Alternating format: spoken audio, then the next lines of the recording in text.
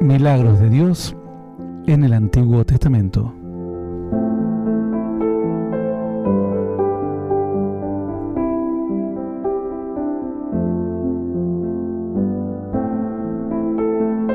Muy bien, así llegamos a nuestra estación de los milagros de Dios en el Antiguo Testamento. Hoy continuaremos con la historia de el hacha de Eliseo, el que hizo flotar Eliseo.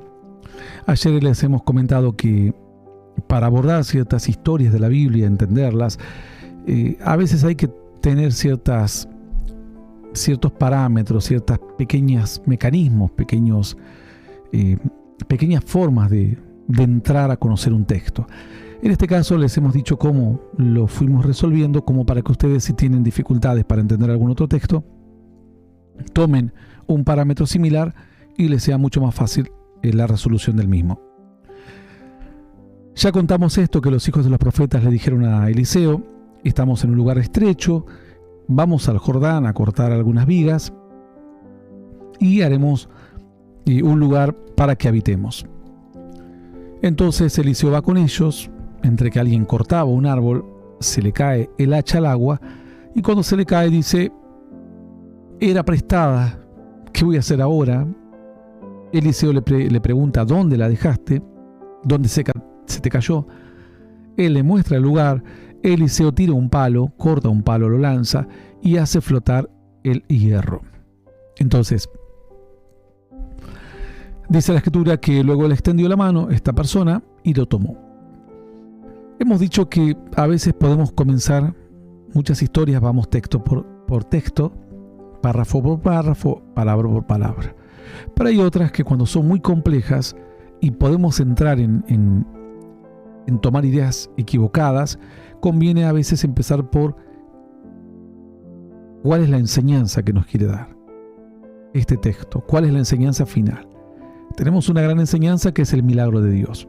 Y ya les he hablado de que una de las herramientas es conocer que hay diferentes niveles de la palabra, de que una palabra nos puede dejar una enseñanza en un nivel y luego tiene otra enseñanza en simbología y luego tiene otra enseñanza en que la simbología a su vez es anticipatoria de un hecho futuro, por lo cual nos damos cuenta que un mismo suceso nos puede dejar diferentes niveles de aprendizaje. Alguno dirá: pero ¿por qué lo hace Dios? Porque el nuevo va a entender lo que debe entender. La persona que leyó esta historia y lo dejó pasar y no le puso entendimiento o no supo cómo acceder a ella, quedó agradecida de saber o contenta de saber que para Dios no hay imposibles y que Dios hacía milagros. La persona que supo un poco más de la Escritura entendió que el mensaje era no solo Dios hace milagros, sino que Dios hace a través de los hombres que le buscan de verdad, como Eliseo. Dios estipula así que los hombres seamos un canal de bendición. Si no, Jesús nunca le hubiese dicho a los discípulos: vayan a predicar a toda criatura. Les hubiese dicho: dejen que el Espíritu Santo les va a traer convicción de pecado a la gente y Él se va a encargar de hacer la tarea. No, le dijo: ustedes lo hacen y Dios les va a dar poder a ustedes. No le da poder a aquel que está sentado en su casa con el control remoto. Le da poder a aquel que sirve, una herramienta para que las personas puedan creer en Dios y sean convencidas por el Espíritu. Entonces ahí tenemos otro segundo mensaje. Y si alguien sigue tratando de entender un poco más, va a encontrarse con algunas dificultades que las podemos resolver, como les dije, de esta manera. ¿Cuál es la enseñanza principal? Esta. Ya entendimos lo primero: Dios hace milagros. Entendimos lo segundo: Dios hace milagros a través de sus siervos que le honran, que le son fieles. Y ahora podemos seguir aprendiendo algo más. ¿Qué más podemos seguir aprendiendo? Hay varios mensajes en esta historia. Puedo ir viendo cuál mensaje puedo descubrir, o puedo ir viendo, a manera de no equivocarme en mi simbología, que es lo que yo recomiendo, el mensaje más importante después de los mensajes generales, ¿no? Como Dios hace milagros y Dios hace milagros a través de sus siervos. El mensaje más importante aquí es: el hacha flotó. Lo pesado flotó. Y ahí entonces comienzo a tomar la simbología del hacha, la simbología de la madera, Puedo tomar también la simbología del río y ahí entonces comienzo a darme una idea de cómo hablar, de cómo entender. Ya hemos visto que el río significaba mundo, significaba adversidades, y el mundo está relacionado a ello. La Biblia dice que la mujer que se sentaba sobre las aguas en Apocalipsis era muchedumbre de pueblos y lenguas, y también dice la Escritura, vendrá el enemigo como un río. El río en este caso es coincidente con adversidades. ¿Por qué? Porque si yo elijo, como le expliqué ayer, que el río sea bueno, no tenía sentido sacar al hacha de un lugar bueno. El río era malo en este contexto, era un obstáculo. Entonces entiendo lo que significa río, entiendo lo que significa hacha y entiendo lo que significa palo o madera. Ya hemos explicado que esta es una figura de que lo pesado, lo liviano, rescata lo pesado. Lo que flota rescata a lo que no flota. ¿Quién es el que flota?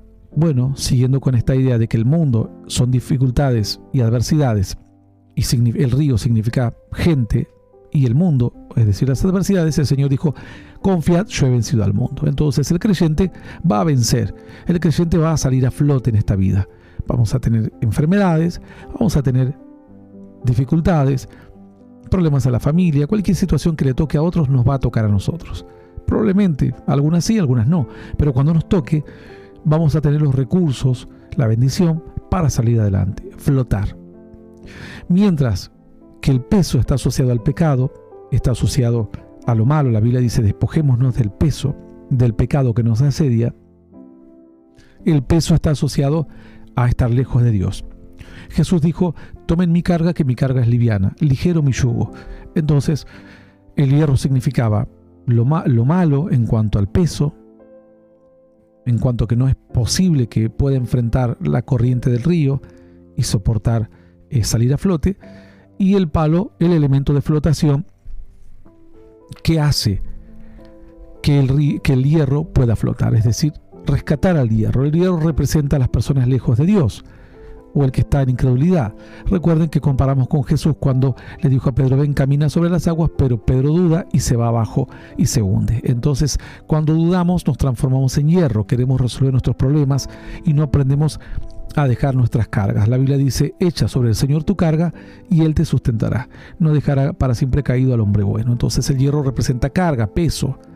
Y nosotros, esta es la forma, es la matriz, la enseñanza del principio de la predicación, concordante con lo que justo hoy leíamos, de que el Señor dijo, vayan y hagan discípulos a todas las naciones. Diciendo, vayan, ustedes son palo, son elementos de flotación para aquellos que se están hundiendo en este mundo. Y ese será el mecanismo de rescate.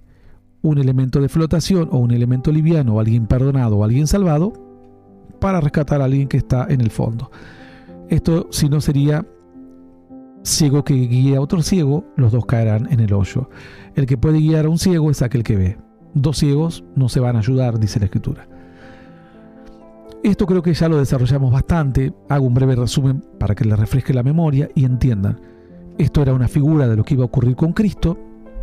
Se hundió Pedro y Cristo era el palo, lo que flota, lo que la corriente no lo puede llevar al fondo, no importa cuánto. Nos citamos a Sadrach, Mesach y Abednego. El horno de fuego representaba también un río, y ellos dijeron, Dios tiene poder para rescatarnos, y si no, no importa, tampoco honraremos a tus estatuas. Y Dios los rescató del horno de fuego. Daniel en el foso de los leones, más dice que luego tiraron a ese mismo foso. Dice que los leones no le hicieron nada a Daniel.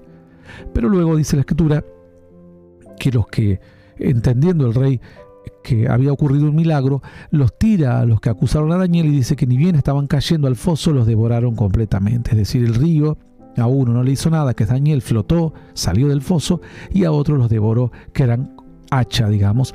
Uno era elemento de destrucción, el hacha, y el palo, la vara, el tronco, la madera es elemento de construcción. Entonces, cuando uno es un hijo de Dios, construye. Cuando uno es un incrédulo o un hijo de Satanás, destruye. Su objetivo no es, alguno dirá, pero exhortar entonces se destruye. No. Exhortar, el objetivo es que la persona recapacite. Si el siervo de Dios quisiese que estos se vayan al infierno, no le decimos nada, y que se vayan todos al infierno y que paguen lo que hicieron. Pero Dios les da una oportunidad. Entonces la exhortación, aunque parece mala, no es un elemento de destrucción, es un elemento de advertencia. Destrucción es cuando una persona va y abusa de la fe de la gente, o incluso cometen violaciones, abusos, etcétera, se burla de ellos. Eso es destrucción, porque ahí no hay un sufrimiento que te lleva a un camino mejor. En la exhortación hay como un reto, por así decirlo, para que los niños lo entiendan, pero que busca que te encamines al camino correcto. Entonces el hacha es un elemento de destrucción, mientras que el palo o la madera es un elemento de construcción. Bueno, entendido esto, ya entendemos y ya tenemos una buena orientación para seguir resolviendo lo demás. Ahora vamos a retroceder en este caso. Esto estaba lo que hemos resuelto, o lo que hemos analizado, estaba en 2 de Reyes 6.6 y 6.7. En el 7 dice, y dijo, tómalo, y él extendió la mano y la tomó. Y finalmente el hacha salió del agua. Este tómalo, ¿no?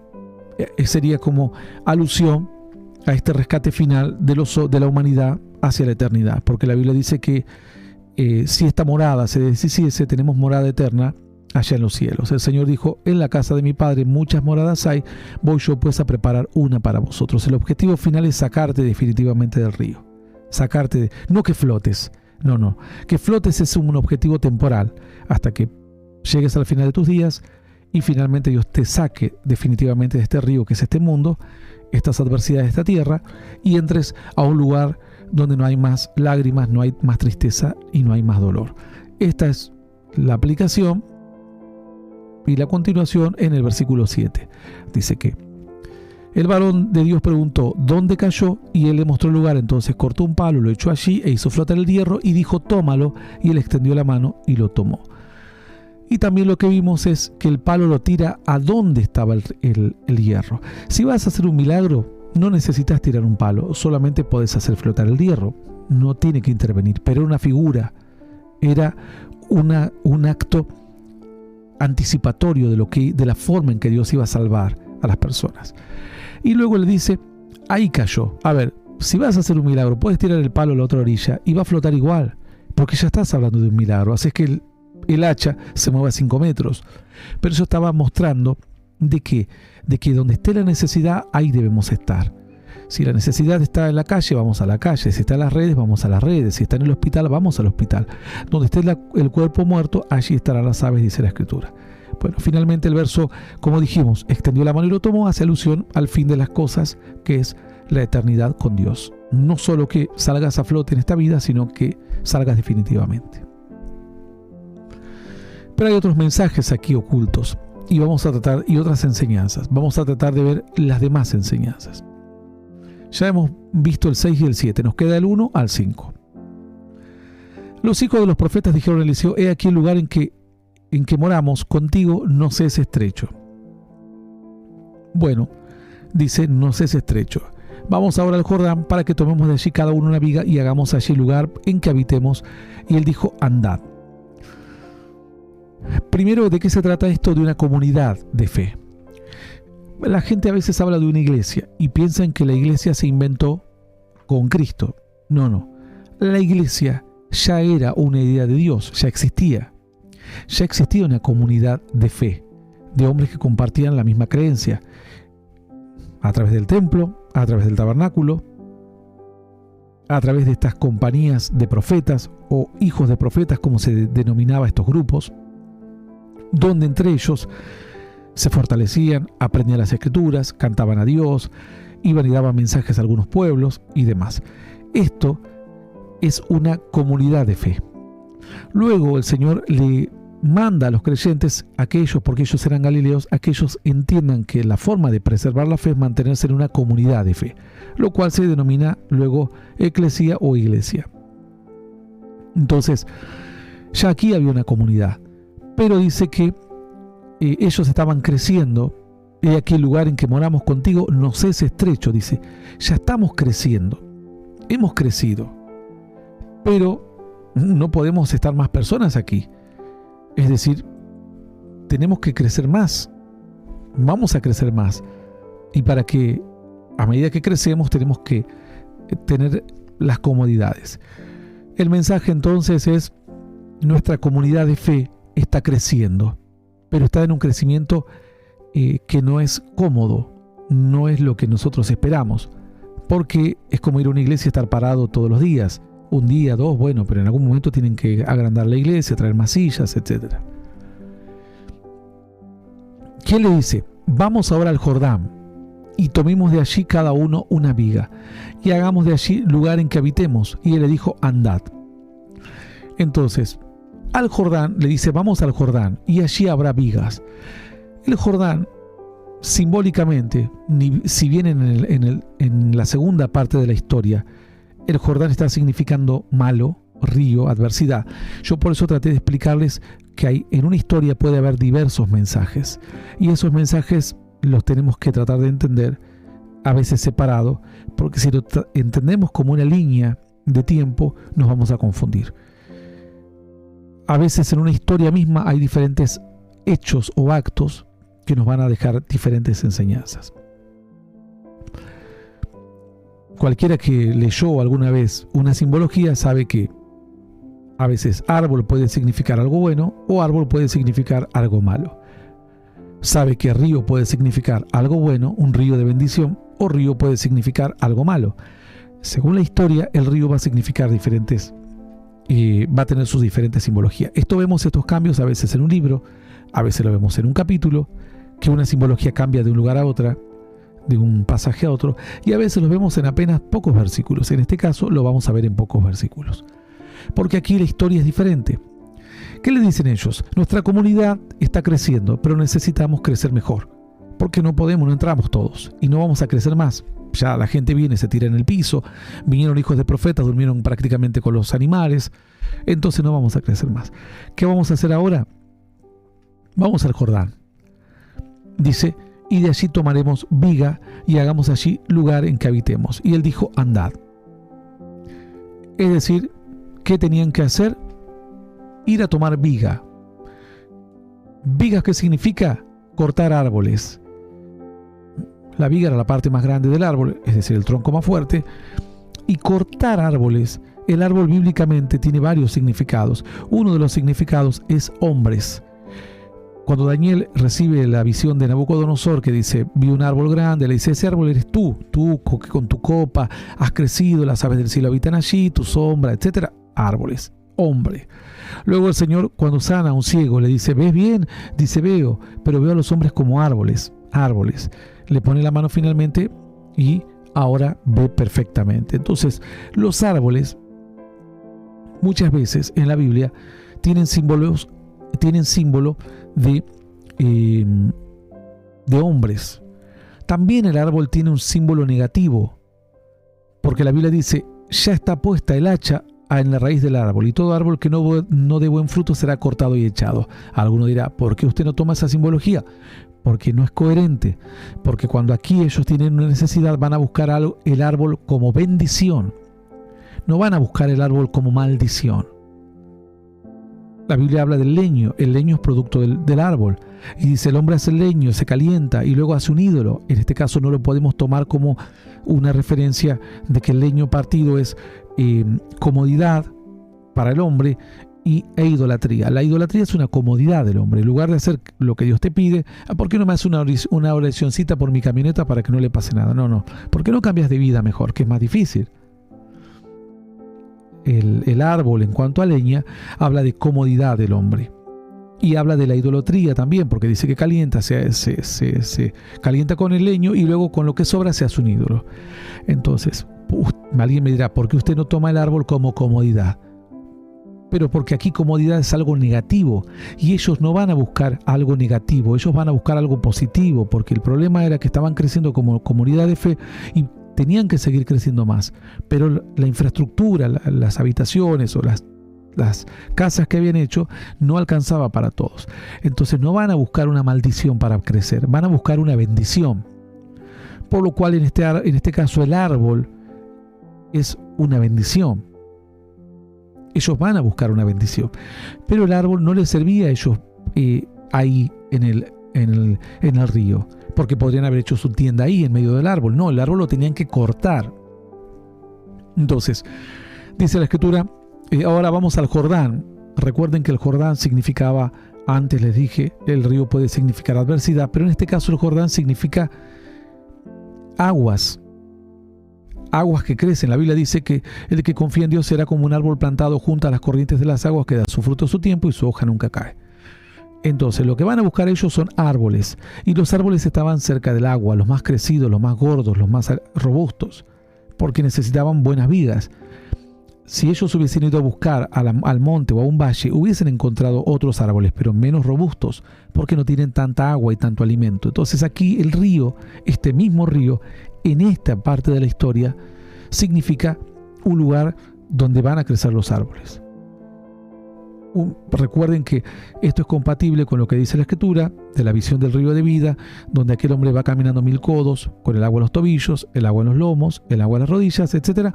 Y luego dice, y luego se hizo un río que no se podía andar sino a nado, y a la orilla de cada río crecían toda clase de árboles.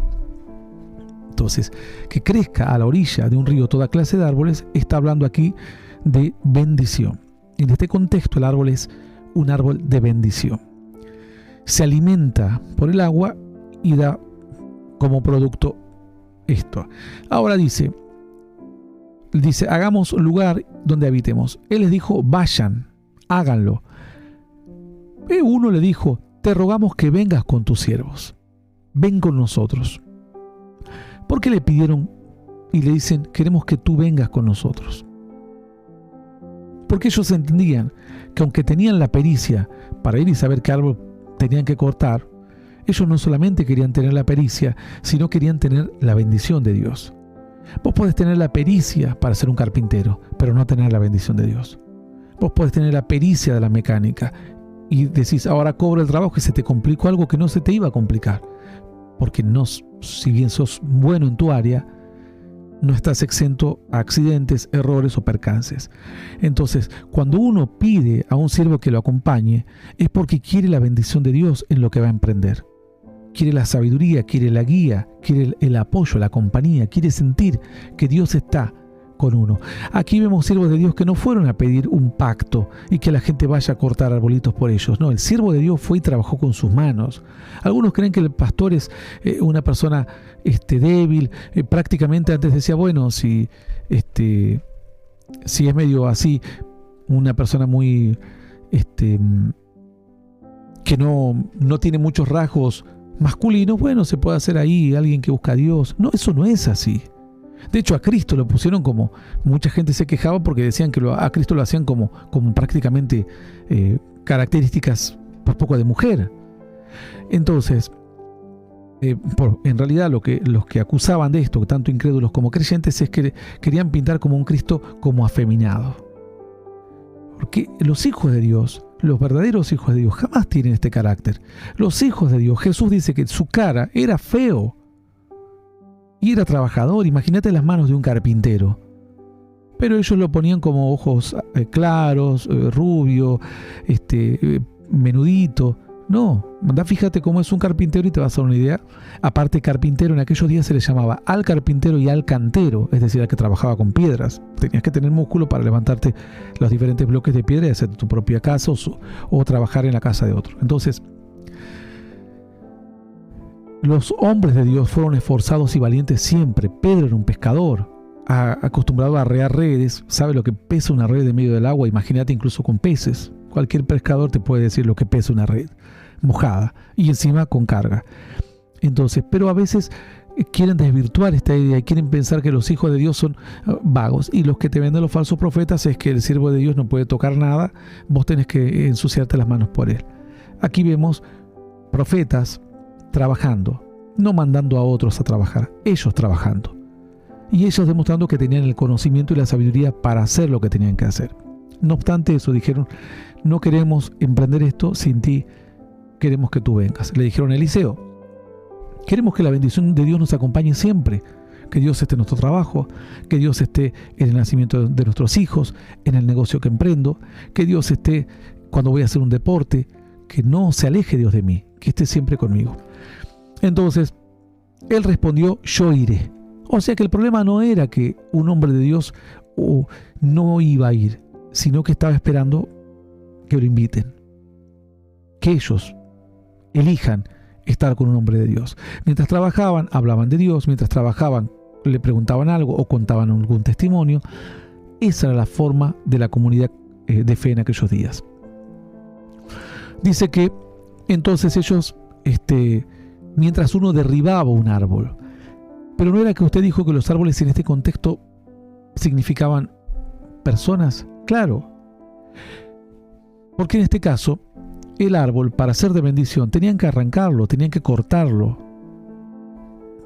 Y los hijos de Dios, la Biblia dice que el que no muere a su propio yo, a su propia vida, se queda solo, pero el que muere es de bendición. El árbol tenía que morir aquí para ser de bendición. Para ser utilizado, para expandir la comunidad de fe de aquellos días, los árboles tenían que morir. No se los podía usar mientras estaban a la orilla del río.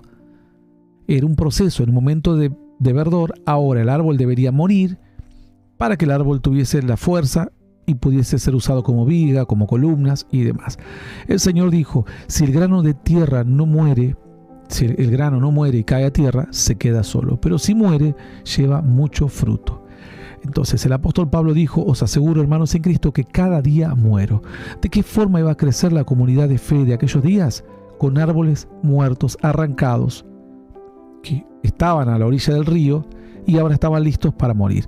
El primer contacto con Dios es cuando vos llegás a una iglesia, creces, te entusiasma la fe, te entusiasma todo. Tenés una madurez, un crecimiento. Pero la mejor madurez es cuando morís, cuando decís, yo me gustaría quedarme en este río, me gustaría que usted me enseñe toda la vida por la radio, me gustaría, pero llegó el momento que tiene razón, tengo que yo también morir un poquito a mí mismo, ¿no?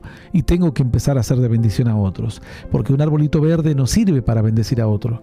En algún momento muere. El Señor dijo, cuando Pedro le habló al Señor, no mueras en la cruz por nosotros, no mueras. Él le dijo, Pedro, pero ¿qué estás diciendo? Si yo no muero, no hay bendición. El momento del verdor de Cristo pasó acá en la tierra y luego era el momento de ser desarraigado, cortado. Alguno dirá, ¿cómo puede ser que uno muerto te bendiga más que vivo? Y Jesús te bendijo más muerto que vivo, porque ninguno de nosotros conoció la vida de Cristo en la tierra, pero su muerte nos dio vida. La Biblia dice que aquel que quiera salvar su vida la perderá, y el que pierda su vida por causa de Cristo la salvará.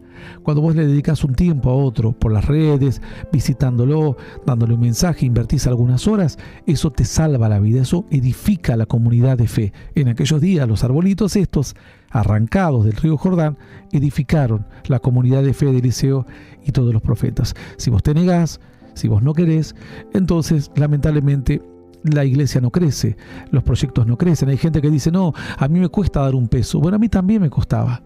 Y yo decía, esta plata la voy a guardar para un sándwich cuando salga de la iglesia.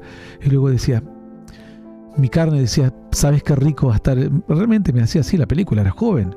Me hacía una película, tenía un hambre, aparte viajaba desde capital a provincia, en tren, subte.